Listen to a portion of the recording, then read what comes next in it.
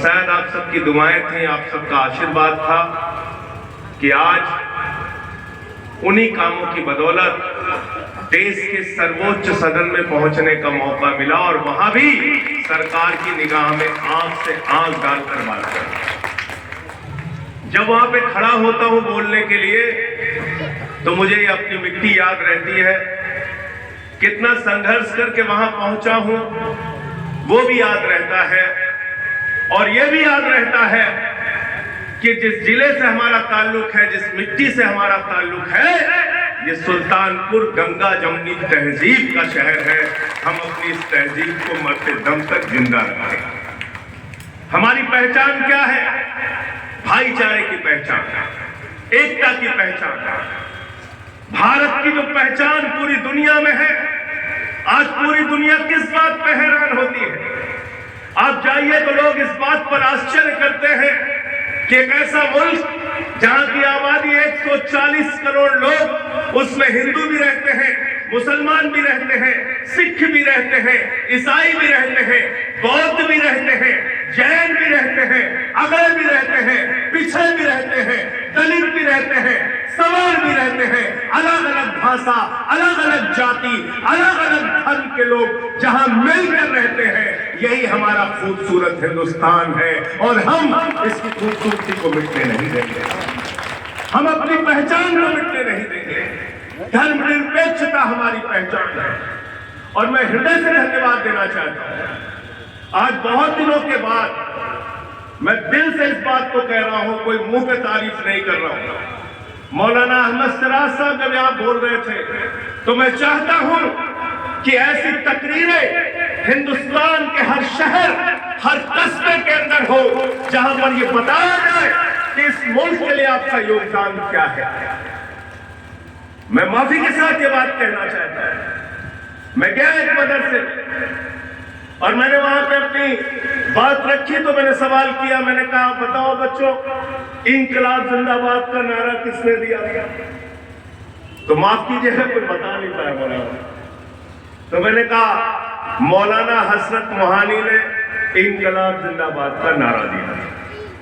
और पार्लियामेंट के अंदर जब मैंने कहा कि 1857 के जंग में, मुल्क की आजादी के जंग में बहादुर शाह जफर के दोनों बेटों के सर काट दिए गए, अंग्रेजों ने दोनों बेटों के सर काट दिए, तो आप यकीन नहीं करेंगे, मुसलमानों के तो कम फोन आए, मुझे बहुत सारे हिंदू दोस्तों के फोन आए। उन्होंने कहा मुझे तो ये बात पता ही नहीं थी। तो आपने ये जो पहल की है मौलाना साहब, मैं चाहता हूं ये पहल हिंदुस्तान के हर कस्बे, हर शहर के अंदर होनी चाहिए कि आपका योगदान इस मुल्क की आजादी के लिए क्या है, ये बताया जाए। बताया जाए कि 1857 के जंग आजादी में आपने क्या किया, 1947 के पहले 1942 में जो आंदोलन हुआ उसमें आपने क्या किया, ये बताना जरूरी है। क्योंकि सवालों के घेरे में हमेशा आपको खड़ा किया जाता है, हमेशा आपसे सवाल पूछा जाता है कि इस देश के लिए आपने क्या किया। और मुश्किल तो यह है कि सवाल वो लोग पूछते हैं जिन्होंने इस देश के लिए वाकई कुछ नहीं किया,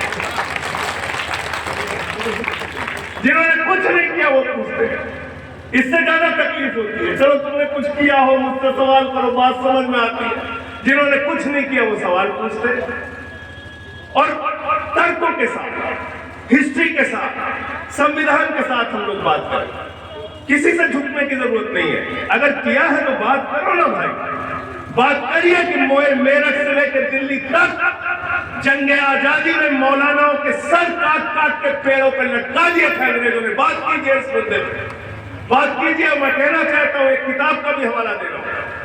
हमारे एक दोस्त है कादरी साहब, यहां से चुनाव भी लड़ चुके हैं। उन्होंने अभी एक किताब लिखी मौलाना साहब, उसमें उन्होंने लिखा लहू बोलता भी है, उस किताब का नाम है। और उसमें 1000 से ज्यादा ऐसे बहादुर स्वतंत्रता संग्राम सेनानियों का जिक्र है जो मुस्लिम धर्म को मानने वाले हैं। और आपको जान के और आश्चर्य होगा, उसमें 42 खवातीन है जिनका जिक्र है। वो किताब पढ़िए, सबको पढ़ाइए, उस पर बात कीजिए और उस पर बात करके पूछिए कि भाई ये सही है या गलत है। आओ बैठ के बात करते हैं। लेकिन एक कवि है जो आज की सभा में है, इस कमी को आगे दूर करना है। मैं तो चाहता हूं ऐसी बहस हिंदू इलाके में हो और हम लोग उसको आयोजित करें और वहां पर आप लोग आकर बोले।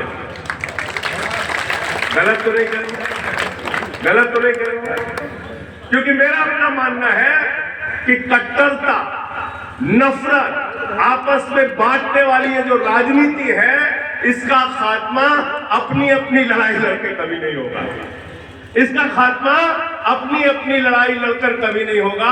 अगर मुसलमानों के बीच में कट्टरता फैलाने की कोई कोशिश करता है तो मुस्लिम समाज उसका विरोध करे, और हिंदुओं के बीच में कोई नफरत और कट्टरता फैलाने की कोशिश करता है तो हिंदू समाज उसका विरोध करे। तभी सही मायने में हिंदुस्तान सेकुलर राष्ट्र होगा। यही तो धर्मनिरपेक्षता। अगर अपने अपने लिए लड़े तो क्या लड़े, अपने अपने लिए लड़े तो क्या लड़े।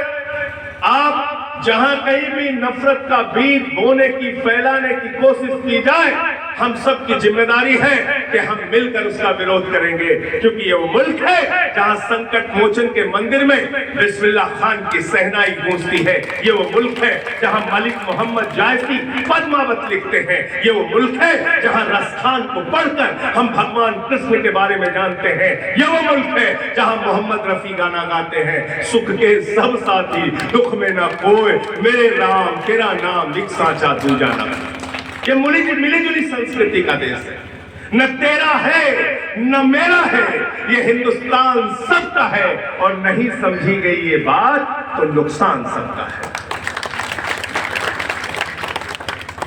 पता नहीं किस धर्म के लोग बात करते हैं, मुझे तो ये धर्म समझ में नहीं आता। और मैं अभी भारत के संविधान की प्रस्तावना पढ़ रहा था, जो भारत के संविधान की आत्मा है। इसमें क्या लिखा है, क्या लिखा है कि भारत में सबको आर्थिक, राजनीतिक, सामाजिक न्याय और समानता के सिद्धांत से भारत चलेगा। धर्मनिरपेक्ष राष्ट्र है भारत, ये भारत का संविधान कहता है। और आज ही के दिन भारत का संविधान लागू हुआ 26 जनवरी को। तो मैं पूछना चाहता हूं इस मुल्क में राज करने वाली भारतीय जनता पार्टी की सरकार से, मैं पूछना चाहता हूं देश के प्रधानमंत्री से, बताइए हम तो इस संविधान को मानते हैं, आप इस संविधान को मानते हैं कि नहीं मानते? और अगर आप इस संविधान को मानते हैं तो फिर नफरत किस बात की, बंटवारा किस बात का, लड़ाई किस बात की, झगड़े किस बात की? और मुझे एक धर्म का जरा बता दीजिए पढ़ के, आप इस्लाम में पढ़ के बता दीजिए, चाहे हिंदू धर्म में पढ़ के बता दीजिए, चाहे सिख धर्म में पढ़ के बता दीजिए, चाहे ईसाई धर्म में पढ़ के बता दीजिए। जितने धर्म हम लोग पढ़ते हैं, सभी धर्मों में लिखा है इंसानियत की बात, सभी धर्मों में लिखा है भाईचारे की बात, सभी धर्मों में लिखा है मिलजुल के रहने की बात। अच्छी बातें लिखी हुई है सब धर्मों में। रामचरितमानस की एक चौपाई है जिसमें लिखा हुआ है, सब नर करहि परस्पर प्रीति, सारे लोग आपस में प्रेम से रहें। तो मैं तो सबसे कहता हूं कि भाई यही एक लाइन मान लो, ज्यादा मत जाओ पढ़ने, एक लाइन मान लो, एक लाइन मान लो। इस्लाम धर्म की बात करिए तो कहते भाई इंसानियत का धर्म है। कहते पड़ोसी के घर में अगर चूल्हा नहीं जला तो तुम्हारा खाना खाना आना, कहते नहीं कहते हैं ना, कहते हैं तो उसको मानिए। हम क्या कहते हैं, हम कहते हैं रब को रब्बुल आलमीन, पूरे आलम का रब, पूरी दुनिया का रब, सिर्फ मुसलमानों का रब नहीं, सबका रब। और जब हजरत मोहम्मद साहब सल्लल्लाहु अलैहि वसल्लम की बात करते हैं तो हम कहते हैं रहमतुल आलमीन, यानी कि पूरी दुनिया पर रहमत करने वाला, सिर्फ मुसलमानों पे रहमत करने वाला नहीं, पूरी दुनिया पे रहमत करने वाला, पूरी दुनिया पे रहमत करने वाला। फिर आप क्यों बंटवारा करते हैं, आप क्यों झगड़ा लड़ाने का काम करते हैं? हर चीज में हिंदू धर्म खतरे में पड़ जाता है। मैं गया हजरत वाली सली साहब की दरगाह पे, तो जब मैं गया तो वहां पर उन्होंने कहा कि साहब अभी यहाँ पे आरती होगी। अब आप देखिए भारत किस तरह का देश है, इसको समझना जरूरी है। सब अपनी अपनी बात करेंगे, तमाम मसलकों की बात होती है, तमाम धर्मों की बात होती है। मैं थोड़ा इससे अलग हट के बात करूँ। मैं हजरत वाली सली साहब की दरगाह पे गया तो कहने लगे साहब यहाँ आरती होगी। तो मैंने अपने मन में सोचा कि दरगाह है, यहाँ पे आरती कैसे होगी?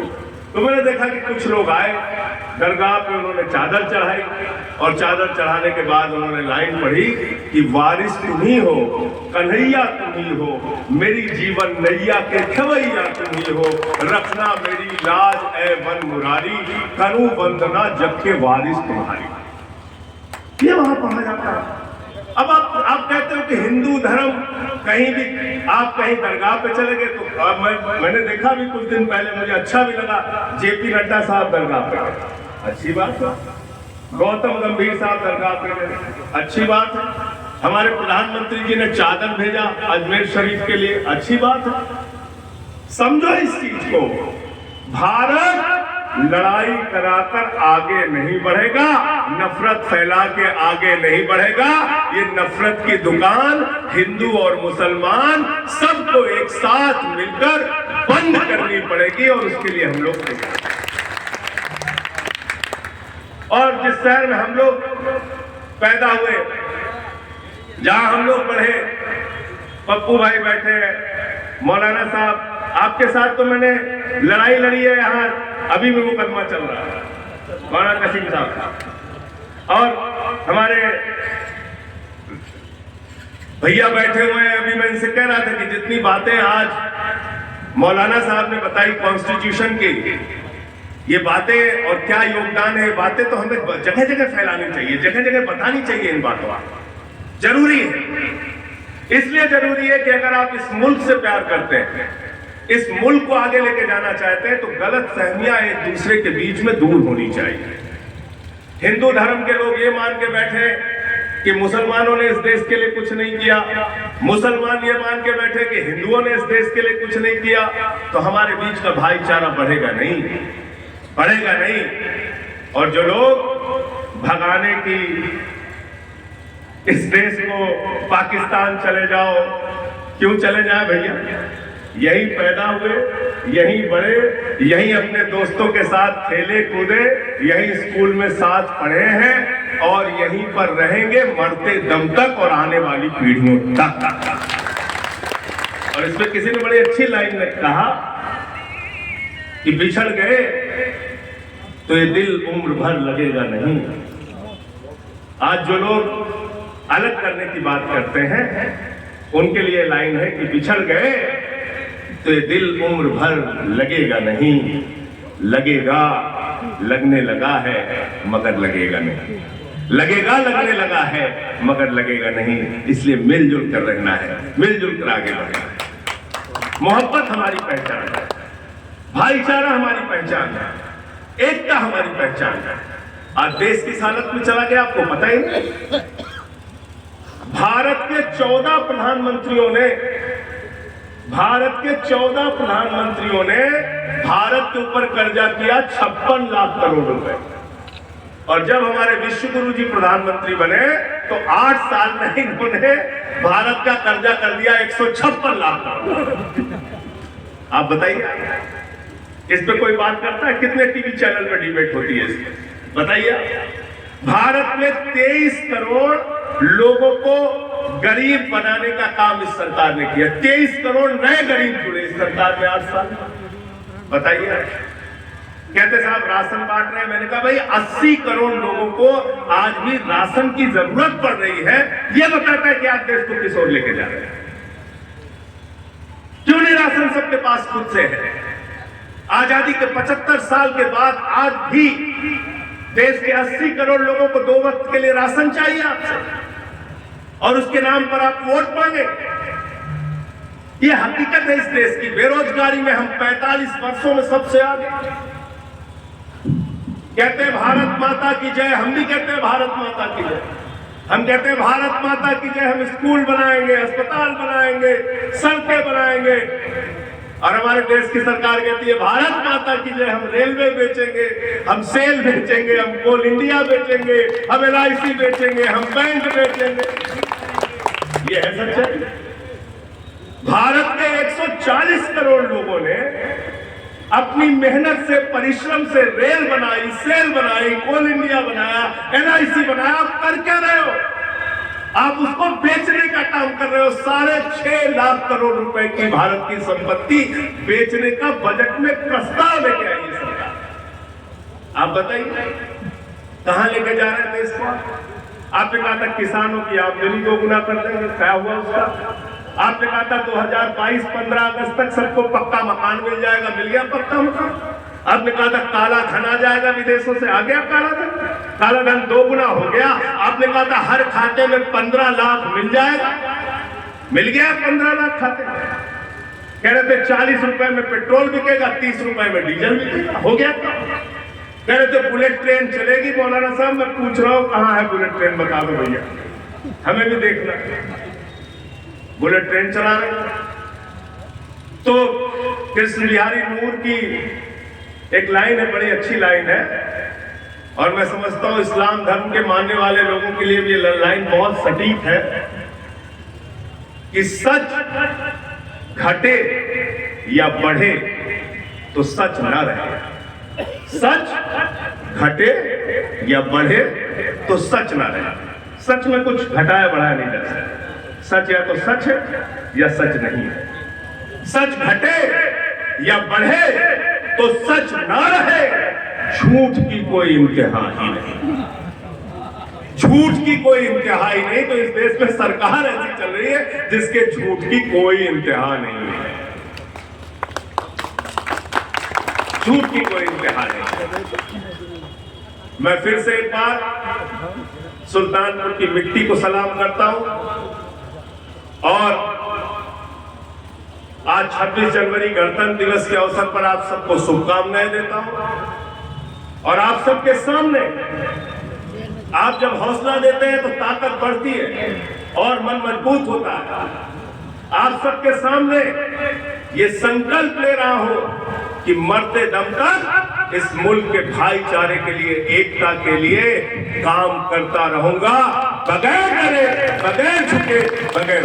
बहुत बहुत धन्यवाद।